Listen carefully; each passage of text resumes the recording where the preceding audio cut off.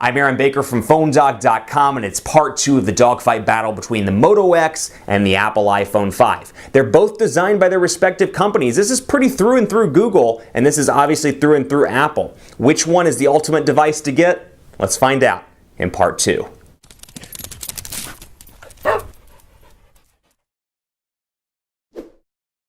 Part 2 of a dogfight battle between the Moto X and the Apple iPhone 5, and in part 2 we're focusing on software. Before I get too far into this though, special thanks to my partners at Best Buy Mobile, because they give us phones like the Moto X and the Apple iPhone 5 that we literally just turn around and give to you for free on PhoneDog.com. It's called our Instant Win game, or our One-Pawed Bandit game, so be sure to check it out at PhoneDog.com. When you walk into Best Buy Mobile to get either of these devices, they're carrier agnostic. They don't get paid on commission. They'll help you find the carrier that works best for you, be it Verizon, be it AT&T or Sprint, or even T-Mobile. They'll hook you up at Best Buy Mobile. So in part 2, and I talked about this in part 1, I'm splitting up the dogfight style a little bit just to see what you guys think of this. Let me know on Twitter at PhoneDog_Aaron. What I did is I'm separating between hardware in part 1 and software in part 2, and kind of honing in a little bit more on both in their respective parts of the dogfight video. So let me know what you think on Twitter. In part 2, like I just said, we're talking about software, and just to give you a recap from part 1, these devices are similar in more ways than you may expect, because with Motorola being owned by Google,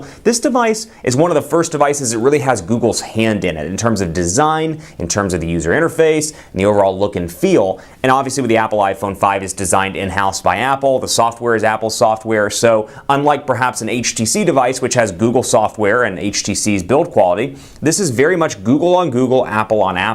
So from a comparison perspective, this might be one of the best dogfights we've done this year, and this will also probably be the last dogfight we'll do with the iPhone 5, or one of the last ones, as we expect new iPhones to come at some point this month. But let's talk about software. Android 4.2.2 running over here. There are some minor customizations which I'll show you, but they're very minimalist in look and feel, and they really bring some great value to the table in comparison to 100% stock Android. Then you have Apple's iOS 7 here. Keep in mind this is a beta version of iOS 7. There may be some minor hiccups. Really excited about this because it does represent a new design for Apple. You may love it, you may hate it, but one thing's for sure, it does look different versus iOS 6, and we'll talk about that in a quick walkthrough of iOS 7. This is beta 6 that's running on this device right now. So taking a look at Android 4.2.2 on this device, you're going to notice some Motorola customizations, and obviously you do get some AT&T stuff out of the box here. It's not a completely clean of bloatware version, if you will. My AT&T is here, visual voicemail is here as well. And then scrolling back, you do get some Motorola stuff like Moto Care, Migrate, all great applications. And one of my favorites, Motorola's Assist application. Now, if you've watched my 30-day challenge, you already know kind of the functionality of these applications. But bear with me here for the new people that are watching, because we're going to go through these. And I'm going to talk about some of my favorite stuff on the Moto X. The Assist is great. I absolutely love it. Driving, meeting, and sleeping, 3 things I do on a regular basis. It's part of both my job, and then obviously it's part of my life. Sleeping is a great thing. But driving here, you can come in here and select driving mode, and it works with the accelerometer to detect when you're driving, and it'll kick on driving mode when you're on the road. And you have a couple of options here. You can keep music play on. So for example, let's say I get a text message. I can come in here and say, talk to me. I can read the text message and have it tell me who's calling. It can even send a quick reply like, I'm driving and we'll get back to you soon. I can obviously turn these on or off if I want them. Meeting is a great one as well, because it syncs up with my calendar and says, hey, you got that meeting at 12 o'clock. You need to keep your phone on silent. And so I can go in here, for example, and say silence all. But this is kind of cool too. I click it here when a favorite calls, I can check it. When someone calls twice, I can check it as well. So for example, family, fiance, whatever, a favorite in my phone book, and then when someone calls twice. So if boss is trying to get a hold of me, for example, and let's say I'm doing a video or I'm in a meeting, if he calls twice, it'll ring straight through over the silence, which is nice. And then of course, sleeping as well, very similar to Do Not Disturb over here. Choose my times, 11 to 6, and then I can silence it, and again I have the same options for when a favorite calls or when someone calls twice. Now over here on iOS 7, you've got a couple of options with that type of stuff as well, and they've improved on those in iOS 7. I've got Do Not Disturb, for example, and I can come in here and say, hey, let's schedule it from 10 to 7. I wish I slept that long. 10 to 7, allow calls from favorites. So again, very similar over here. If I have favorites in my phone book, I can allow those calls, and then repeated calls as well, except over here it's a second call from the same person within 3 minutes versus 5 minutes. And of course silence, and only when the iPhone's locked. So you've got some settings and customizations you can do here to really make that feature your own. And then of course you have privacy as well. You can turn that on and off. And then going down through here, you can see pretty similar user interface, or pretty similar, I would say, interface, but look and feel is very different on iOS 7. It's a little bit more of a flatter design, as we've talked about extensively in videos on phonedog.com. You can see the icons have changed as well. So you've got that option over here, but then iOS 7 brings some new things as well. For example, you can swipe up from the bottom here to access quick toggles. So I've got my airplane mode I can throw on, Wi-Fi, Bluetooth, do not disturb, and then screen orientation lock. I can change my brightness here. I can turn on my music, and then I've got a couple of options here where I can turn on my flashlight, and you can see flash turns on. I've got this one as well. I can come in to my timer and just swipe up to access that, calculator, and then camera, and then of course AirDrop as well, which is AirDrop very similar to, for example, S-Beam on the Galaxy S4s, or perhaps a TiV Beam on the TiV devices, Tap and Send on Windows Phone 8, very similar here. I can send stuff to other people via AirDrop. And then of course this has iMessage as well, so for people that have Apple products, still a great value add here, so you can use iMessage and get rid of those pesky carrier text messaging charges if you so desire, and you can use that on Wi-Fi as well. So if you're on a plane, for example, you can't text message because your data has to be shut, or your connectivity has to be shut off, but you can use Wi-Fi and send stuff via iMessage. So again, kind of a substitute to Google Voice, if you will, whereas Google Voice over here, you can kick it on and use it over Wi-Fi. That's something particularly useful to me because I travel on a regular basis, so if somebody has iMessage or Google Voice, you can use my respective Google Voice account, or in this case, iMessage, to access messages while I'm on the road or while I'm up in the air. So we'll go in here as well and take a look at a couple of my other favorites. Touchless control is a great one. Okay, Google now. And I'm sorry, I did not train the launch phase on this one just yet. I reset this a couple of days ago. It's part of the 30-day challenge, was testing a couple of things, but active notifications is great. And then I can go in here and select that. Actually, you know what? Let's go ahead and run through it really quickly so you can see. We'll record it. Okay, Google now. And it knew the phone was on the table. How cool is that? Okay, Google now. Okay, Google now. Okay, Google now. And then I can hit done. And so now that it's programmed, I can be anywhere. The phone can be turned off, and I can say, okay, Google now. Tell me the weather in Dallas.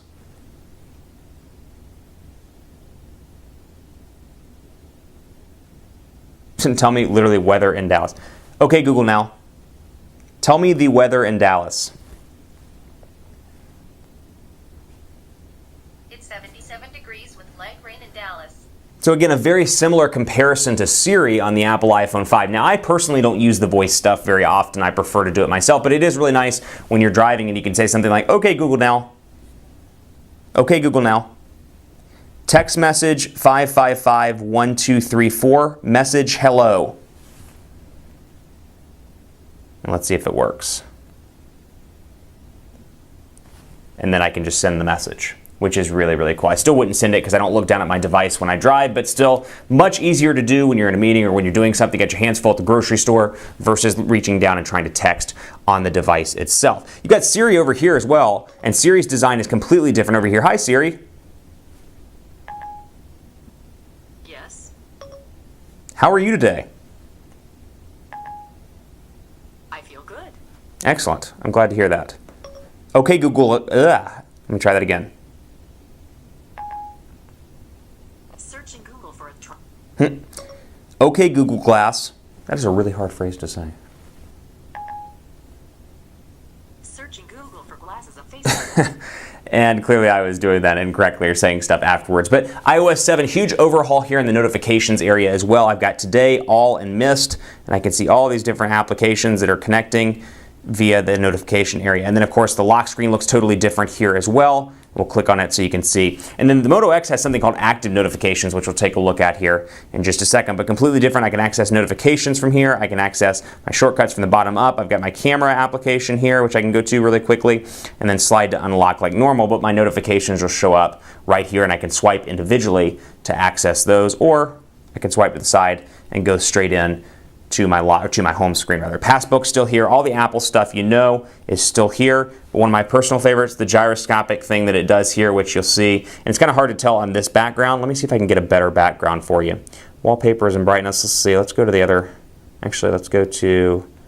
Let's find a dynamic wallpaper. Let's do this one. And then I'll come back out here.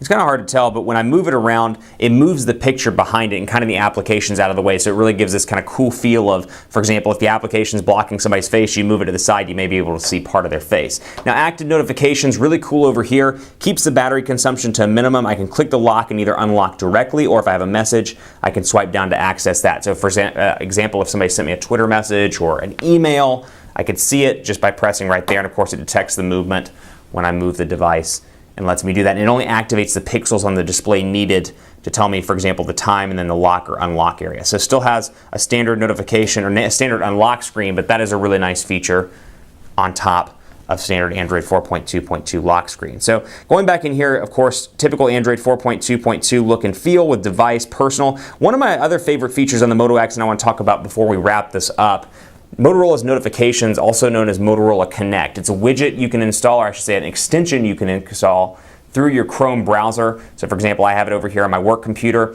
and I can send text messages and see missed calls from the device itself. Really a great feature. So for example, I'm notorious for keeping my phone on silent when I'm at work and turning it face down like that. So really nice, because when I get a text message, it'll obviously pop up on the device like normal, but it will also pop up through Motorola's Connect and the Chrome extension and say, hey, come home or get milk. For example, my fiance, get milk and then come home as quickly as you can. It'll show up on here, and it'll also show up on this. And then of course I can reply from my computer, and I can also see missed calls. If you were to call the device right now, it would ring on here, and then it would pop up with a notification as well on the screen on my computer telling me that someone has called. Other improvements to iOS 7 over here, we'll go into the radio so you can see iTunes Radio, very similar to, for example, Spotify, Pandora streaming options, things like that, but it's obviously running through iTunes as well. So continuing along that great ecosystem that Apple's done with iOS, it continues on into iOS 7. So obviously, as we wrap this up, wish there was more time to talk about software. Unfortunately, we are out of time. So as we wrap this up, like anything else in this world, it's going to depend on what's most important to you, be it, for example, a 4.7-inch display versus a 4-inch display, or maybe you like the overall look and feel of the Motorola X versus the Apple iPhone 5, or maybe you like the Apple ecosystem over Android's ecosystem, for example, or maybe you like the camera on the Apple iPhone 5, which continues to be one of the best cameras I've ever worked with. You've got photo, square, and pano here. You can do a couple of different options with it, HDR on or off, and you can change the color just by going over here to the little shortcut button and taking pictures. Really a beautiful camera image here. This is something this device does not do as well. The camera's a little bit lacking, but still a 10 megapixel camera. It takes pretty decent images all around. I'll bring over Moto Skip here. Actually, you know what? We'll focus in on the Apple logo, or the iPhone logo. No physical camera button, but once I click the screen, it automatically takes the picture. It focuses in and takes the picture. Let it focus. Snaps a picture, and then once I'm there, I can swipe over from my active camera to my gallery, and I can change it around here. I can do some cool color editing stuff. So for example, I can make it look vintage. I can come over here and crop it. I can add in filters, very similar to Instagram, and then I can save this picture just like that. So you do get some nice editing options over here out of the box. Whereas over here, while you do get the ability to customize the look and feel of the picture, that's about it. The editing options are still very limited over here on the iPhone 5, but still overall imaging quality, fantastic on the iPhone 5. So maybe you're a camera buff. Maybe you like the camera on the iPhone 5 a little bit more. Maybe you like the ecosystem of Android. Whatever the case may be, decide what's best for you. But overall in the dogfight, the winner is the Moto X. Android 4.2, incredible improvements from previous versions of Android. This phone feels great in the hand. This is a phone, I had to call it a phone man's phone, if you will. If you like to talk on the phone, you're one of the few people that still does it on a regular basis, going to be one of the best phones to hold in your hand for long calls, be it conference calls or calls with family or friends.